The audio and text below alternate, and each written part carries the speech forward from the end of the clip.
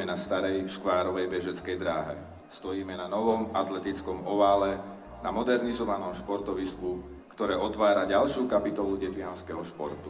Tak už aj Detva sa dočkala. Pri hlavnom futbalovom štadióne sa otvoril nový tartanový atletický ovál. Ten je štvordráhový a v rovinke má 6 dráh. Projekt stál necelých 900 000 eur a z Európskej únie išlo na neho takmer 3/4 milióna. Dielo sa podarilo nádherne a tak sa okrem detí tomu asi najviac teší primátor mesta. Tak určite nám padol kameň zo srdca, čo sa týka samotného ukončenia stavby, lebo tiež to sa nejako naťahovalo aj skrz počasia. Malo to byť už dokončené na jeseň, ale tak sme určite radi za to, že sa nám to podarilo. Ale nemá to len rozmer naozaj ako investície stavebnej, ale má to rozmer aj ten, ktorý sme tu dneska mali možnosť vidieť, že tá mládež, ktorá tu je a je tu neúrekom, chce športovať a bude športovať a má hlavne na čom a kde v kvalitných podmienkach športovať.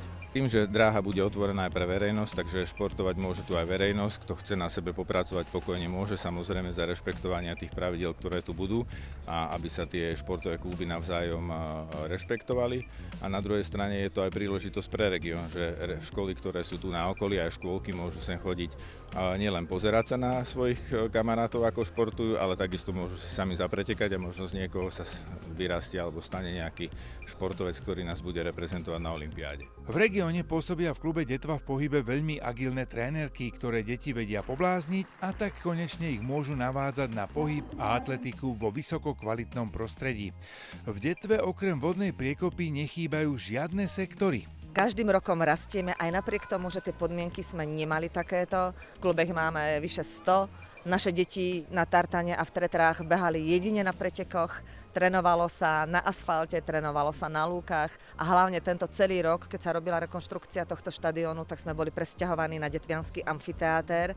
Tam bolo naše pôsobisko a všetky sektory sme vlastne videli až na pretekoch. Napriek tomu, napriek tým podmienkám, naše deti podávali skvelé výkony, zapisujú sa stále, na stupňoch výťazoch ich máme, takže z toho sa veľmi tešíme a čo do budúcna nám prinesie, alebo čo očakávame, že v septembri budeme robiť opäť nábor ako každý rok, ale už to bude asi iný nábor, ako bol doteraz, pretože nové deti privítame v týchto priestoroch, na tomto stanovišti a myslím si, že nám opäť vzrastie počet členskej základne. To sériové otváranie letných štadiónov po celom Slovensku musí tešiť aj tých, ktorí atletiku u nás riadia a majú k nej najbližšie. Toto sú skvelé povinnosti, naozaj sa tešíme z toho, že takto v jednom regióne a relatívne krátkom čase za sebou sme mohli otvoriť 2 400-metrové dráhy.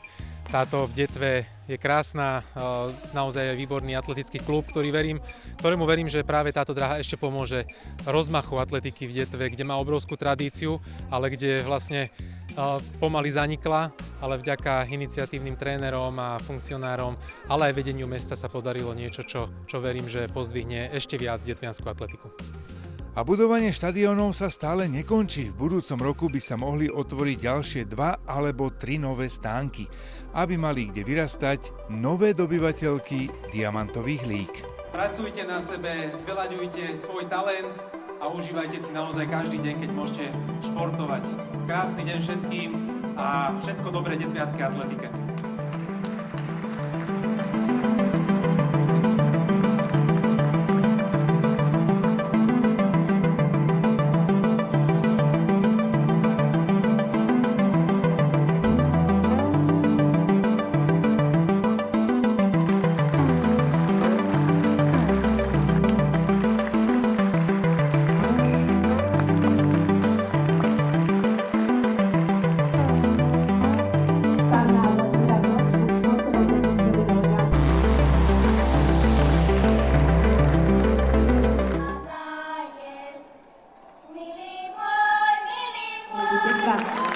A tu bude potlesk tiež väčší od svojich zverencov, predpokladám.